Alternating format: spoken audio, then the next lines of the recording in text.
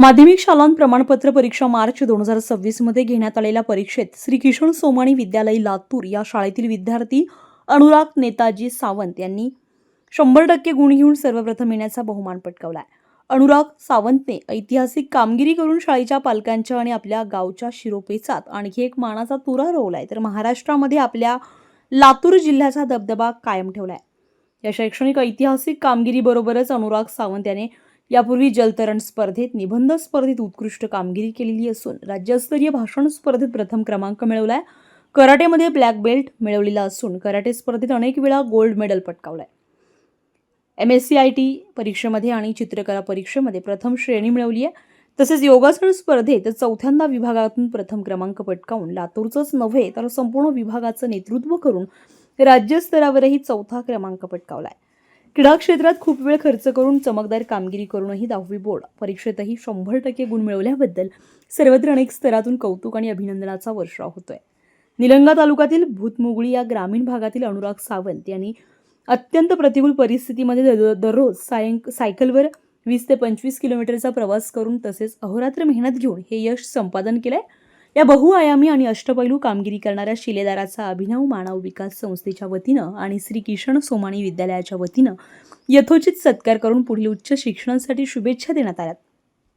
यावेळी संस्थेचे अध्यक्ष तथा मराठवाड्यातील सुप्रसिद्ध डॉक्टर चेतन सारडा, संस्थेचे सचिव कमल किशोर अग्रवाल, कोषाध्यक्ष जयेश बजाज, शालेय समितीचे अध्यक्ष अतुल देऊळगावकर, शाळेचे मुख्याध्यापक रमाकांत स्वामी, तज्ज्ञ मार्गदर्शक संदीप मिळकुंदे, पालक नेताजी सावंत, शिक्षक, शिक्षकेतर कर्मचारी, शाळेतील विद्यार्थी आणि पालक मोठ्या संख्येने उपस्थित होते। नमस्कार, स्टार महाराष्ट्रामध्ये आपल्या सर्वांचं स्वागत आहे। आता जर आपण पाहायला गेलं तर 2 दिवसापूर्वीच या ठिकाणी 10वीचे निकाल जाहीर झाले आणि आपण पाहतोय की राज्यभरामध्ये 179 विद्यार्थ्यांनी या ठिकाणी 100 पैकी 100 मार्क या ठिकाणी मिळवलेले आपल्याला पाहायला मिळाले। त्यात जर पाहायला गेलं तर आपण लातूरचं नाव अग्रेसर असलेलं आपण शिक्षणाच्या क्षेत्रामध्ये सतत पाहिलंय। लातूर जिल्ह्यामधून या ठिकाणी 104 विद्यार्थ्यांनी 100 पैकी 100 या ठिकाणी मार्क मिळवलेले आपल्याला पाहायला मिळालं आहे। त्याच पद्धतीने सोमाणे महाविद्यालयामध्ये शिकत असलेला विद्यार्थी अनुराग सावंत या विद्यार्थ्यांनी 100 पैकी 100 मार्क या ठिकाणी मिळवलेले आहेत। आणि या लातूर शहरामध्ये आपण सातत्यानं पाहिलं की शिक्षणाची पंढरी म्हणून ओळखणारं हे लातूर आहे। राज्यभरामध्ये 179 विद्यार्थ्यांनी जे मार्क या ठिकाणी 100 पैकी 100 मिळवले आणि पूर्ण महाराष्ट्रामध्ये लातूरचं नाव होतं। आपण पाहतो कशा प्रकारची या विद्यार्थ्यांना तयारी केलेली होती। आज आईवडिलांना कशा प्रकारचा आनंद या ठिकाणी व्यक्त केला जातो हे आपण पाहणार आहोत। आपल्यासोबत विद्यार्थी आहेत, काय सांगाल की कशा प्रकारची आपण या परीक्षेची तयारी केलेली होती? 100 पैकी 100 मार्क या ठिकाणी मिळवलेच पाहिजेत अशी कशी तयारी केलेली होती? आता शाळा सुरू, वॅकेशनच्या बॅचेस होत्या किंवा शाळा सुरू झाल्या पहिल्या सुरू असं हार्ड वाटत होतं, पण जेव्हा सुरू होत होती तेव्हा सोपं होत गेलं। शाळेत खूप शिक्षकांनी मदत केली आणि एक्झाम होत असल्यामुळं दर रविवारी अभ्यास होत होता, त्यामुळे पाठांतर करण्याची तेवढी काय असं गरज नव्हती, भूकंपट्टी करण्याची। दरवेळेस वाचन करत असल्यामुळे उत्तर येत होती। यापूर्वी म्हणजे कुठल्या शाळेमध्ये शिक्षण घेतलं आहे आणि आता जी या शाळेमध्ये शिक्षण घेत असताना कुठल्या स्तरांनी कशा प्रकारची मदत केली तुला? सरांनी काय मदत म्हणजे कुठल्या शाळेमध्ये शिकला सुरुवातीपासून? पहिला सुरू मी 1ली ते 7वी औषध येथील श्री मुक्तेश्वर विद्यालय येथे शिकलो। त्यानंतर 8वी ते लातूरमध्ये सोमाणी शाळेमध्ये 8वी ते 10वी केली। 8वीमध्ये आल्यानंतर पहिल्या सुरू तेवढं असं कठीण वाटलं, पण हळूहळू 9वी 10वी असं सोपी गेली। सरळ शिक्षकांची ओळख, शिक्षकांनी मार्गदर्शन खूप केले, ओळखून घेतलं किंवा ह्याला अभ्यास कसं करून घ्यावा याचा, ते पुन्हा मार्गदर्शन केली। काय डाऊट असतील तर लगेच सॉल्व करून उत्तर काढून दिली। आपण जर पाहायला गेलं तर एवढ्या स्ट्रिक्ट परीक्षा या ठिकाणी केल्या गेल्या, वर्गामध्ये कॅमेरे लावले गेले, तरीसुद्धा 100 पैकी 100 मार्क द्यायचे म्हणजे काही साधी सोपी गोष्ट नाही। त्याच्यात तुला 100 मार्क मिळाले, श्रेय कोणाला जाते? आई, वडील, शिक्षक? आता खरं तर शिक्षकांना जायला पाहिजे, कारण त्यांनी दर रविवारी आमची एक्झाम घेतली होती। दररोज पेपर होत असल्यामुळे आणि शाळेत पण 4 सराव परीक्षा झाल्या, त्यामुळे आमचा अभ्यास असं परिपक्व झाला होता। दरवेळेस वाचून आम्हाला पाठ होऊन असं कन्सेप्ट क्लिअर झाली होती, त्यामुळे परीक्षेत काय तेवढी भीती वाटली नाही. आत्तापर्यंत बऱ्याच म्हणजे विद्यालयामध्ये तू 2 ते 3 विद्यालयामध्ये शिक्षण घेतलं असं मग या ठिकाणी 100पैकी 100 गुण तुला या ठिकाणी मिळाल्यानंतर आता याच्या पुढची तयारी कशा प्रकारे असणार आहे? काय बनायची इच्छा आहे तुझी? म्हणजे नेमकं काय हो वाटतं तुला शिक्षणाच्या संदर्भामध्ये? आता 10वी झाल्यानंतर मला बायोलॉजी विषय हा खूप आवडतो, त्यामुळे मी 11वीमध्ये नीट PCB हा विषय निवडला आहे. त्यामुळे मला डॉक्टर होण्याची खूप आवड आहे, डॉक्टर व्हायचं आहे.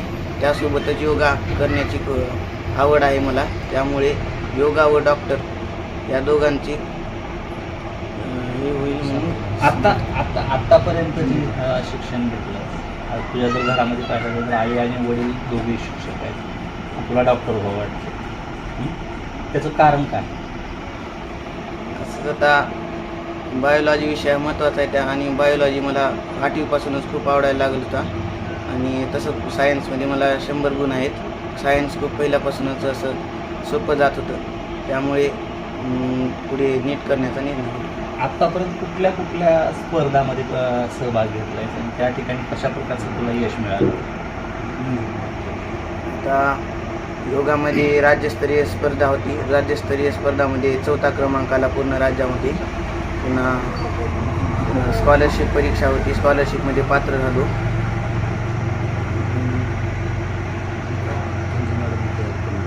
पुन्हा क्रीडा संकुल येथे योगासाठी झुंजे मॅडम यांनी खूप प्रयत्न करून राज्यापर्यंत जायचे खूप प्रयत्न करून आम्हाला मार्गदर्शन खूप केले, त्यामुळे आम्ही योगासाठी खूप असं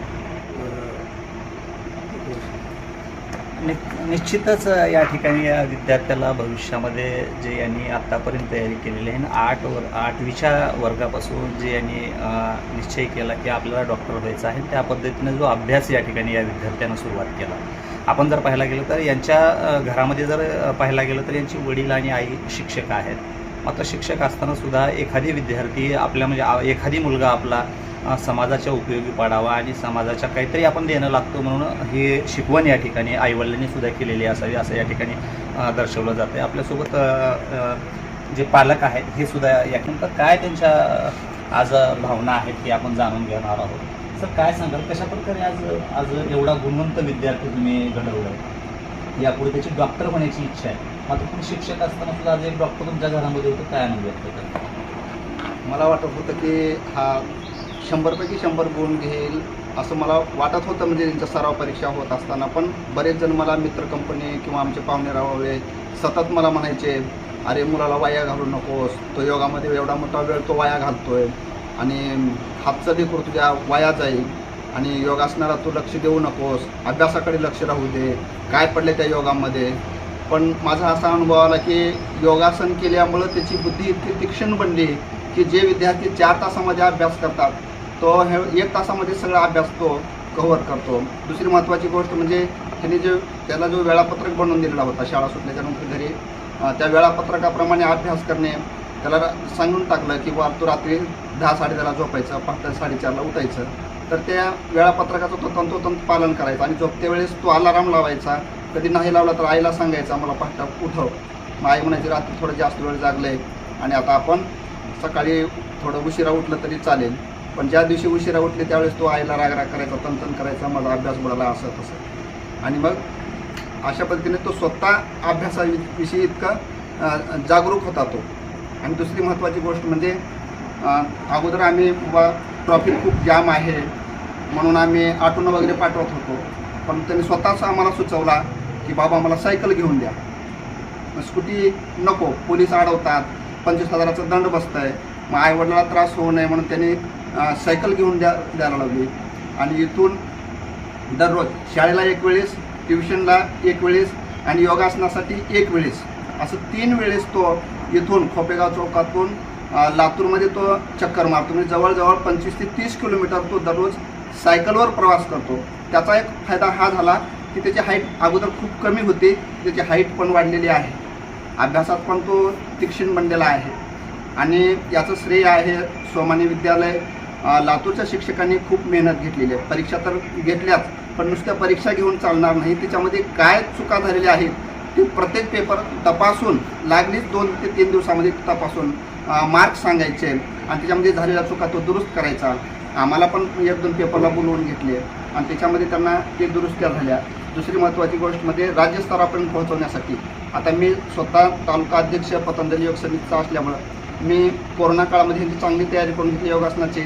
नंतर घरी पण आम्ही सराव करून घेतला आणि नंतर विशेष म्हणजे जास्त प्रॅक्टिस सराव करण्यासाठी आम्हाला पण शाळेचा व्याप असल्यामुळं वेळ मिळत नव्हता. आम्ही झुंजे मॅडम क्रीडा संकुल आम्ही क्लास लावला आणि त्या ठिकाणी झुंजे मॅडमने त्यांची इतकी कसून तयारी केली की सलग 4 वर्ष अनुराग सावंत विभागातून प्रथम आला आणि स्टेटपर्यंत जाऊन पोहोचला. या वर्षी तर नागपूर कोल्हापूरच्या विद्यार्थ्यांना तो सुद्धा खेळाडूंना हरवला आणि तो महाराष्ट्रातून 4था क्रमांक मिळवला. अवघ्या 1-2 गुणांनी तो नॅशनलला जायचा हुकलेला आहे. पण आता आमची अपेक्षा आहे की तो यावर्षी तो तयारी करून नॅशनलला अवश्य जाईल असं मला वाटतं. आणि अगोदर जो PCM ग्रुप होता त्यात घेण्याची इच्छा होती, त्याऐवजी आम्ही असं ठरवलं की योगासनाची अनुरागला आवड आहे तर योगासनाबरोबर डॉक्टर आणि योगासन यांची सांगड बसू शकते. समाजातील आलेला पेशंट यांना योगाची जोड देऊन जर त्यांना औषधोपचार जर केले तर तो लवकर दुरुस्त होईल या उद्देशानं आणि अनुरागला बायोलॉजीची आवड असल्यामुळं आता आम्ही PCB हा ग्रुप आम्ही निवडलेलो आहोत. निश्चितच येणाऱ्या काळामध्ये आपण पाहतो की लातूरमध्ये एक योगासन करणारा डॉक्टर आपल्याला या ठिकाणी पाहायला मिळेल. या ठिकाणी जो सावंत परिवारामधून हा या ठिकाणी डॉक्टरकीचा या ठिकाणी जो अभ्यास करणार आहे यापुढील सुद्धा घवघवीत यश या विद्यार्थ्याला मिळावं अशी अपेक्षा आपण या ठिकाणी करू. येणाऱ्या काळामध्ये आपण योगासन सुद्धा करण्याचं या ठिकाणी मार्गदर्शन जे आहे सरांनी केलेलं आहे. योगामध्ये सुद्धा या योगासनामुळं या ठिकाणी यश मिळतं असंही या ठिकाणी आपल्या योगासनामधून दिसून आलेलं आहे. तुम्ही संघापासून आम्ही लागतो. नवनवीन घडामोडी पाहण्यासाठी स्टार महाराष्ट्र न्यूजला सबस्क्राईब करा आणि ताज्या बातम्यांचे अपडेट मिळवण्यासाठी बेल आयकॉनला प्रेस करा आणि परिपूर्ण बातमीबरोबर रहा इतरांपेक्षा एक पाऊल पुढे.